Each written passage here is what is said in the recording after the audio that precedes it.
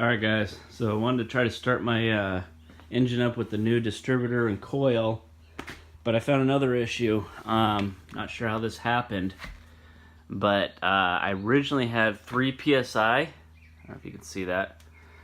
This line right here is the 3 psi. Now it's running at 6. So I'm not sure what the problem is, whether it's my regulator or the pump. Now what's weird is the pump's only rated, it's upside down, 2 to 3.5. So I don't know how it's reaching 6.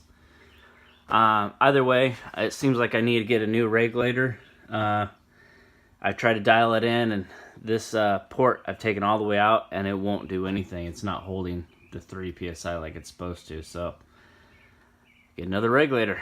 Anyways, I was hoping to get this new system started and hear it purr, but not gonna happen today. So anyways, just wanted to give you a quick update.